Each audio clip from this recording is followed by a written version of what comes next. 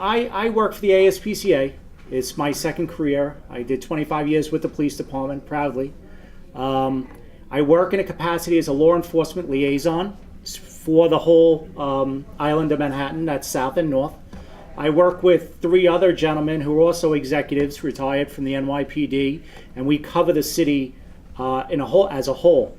And what we are is exactly what John, if I could just take a word out of your book, we want to be a line of communication for you, for the community, for the police department. We work in conjunction with the police department every day. We do mostly cruelty cases. So cases that are identified as cruelty, they are identified by the NYPD, by the way. So a little bit of history is in 2014, Mayor Bloomberg and Police Commissioner Kelly entered into an MOU, a memorandum of understanding with the ASPCA, and we partnered up. With that partnership, we now have 30-something thousand sets of eyes that are looking out for animal cruelty. When there's an animal cruelty case that comes in, they'll call me or one of the other liaisons, and we'll take that case and we'll work it right through the system.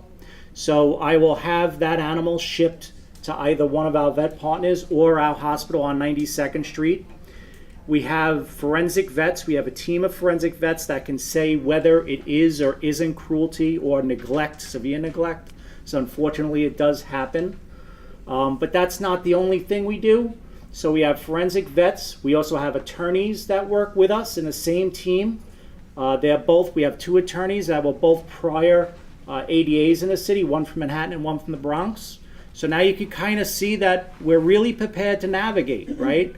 They hired me so I could navigate with the police department. It works out, it really works out perfectly. Another side of what we do is community engagement. So we have a team of community engagement counselors that will actually go out and support pet owners that want to do the right thing and want to own pets, but maybe they just need a little help. And that's what we're all about. So if I get a cruelty case, if a dog or animal gets taken away, really it starts the process of getting that animal back to where they should be and then adopting them onto a better life. And that happens every day. I'm very proud to be a part of it.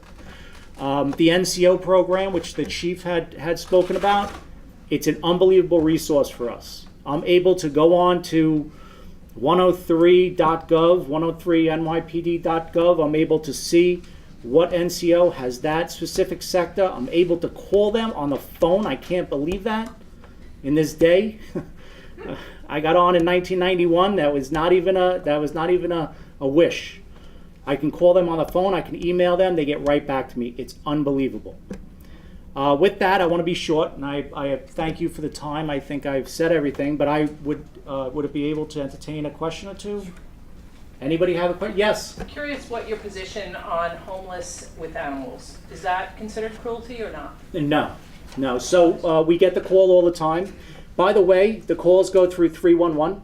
So we get people walking by, and there's somebody who's homeless that has an animal or 2 or 3, even more sometimes. We get that. The police department responds out. They're the first ones. We follow up on that. So we'll go to the corner of Lexington and so, and we'll see if they need any services. So we'll offer services. We've gone so far as to bring a veterinarian to that corner.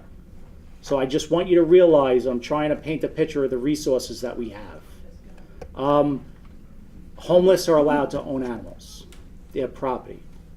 But we'll try to do the best we can for the animal. Did I answer the question? You did, Okay. perfectly. But do you recommend calling you guys if you see someone and you're just... Absolutely. If you see something you don't like, or you see something that may be perceived or construed as maybe neglect, please call us. We have a team of people. That's what we do. Please. We share the records 311 and the complaint reports with the police department. That's part of the memorandum of understanding between the mayor's office and the CEO of ASPCA.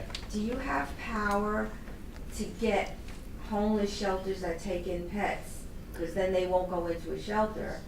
Yeah, we that's a problem we tackle.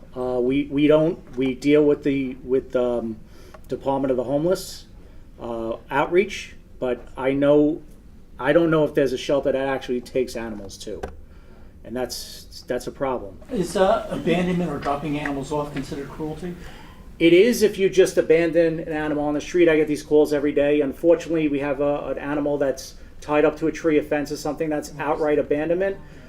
You're allowed to abandon your animal legally at animal care centers, which is 110th Street, or you can come to us. We're not going to turn an animal away.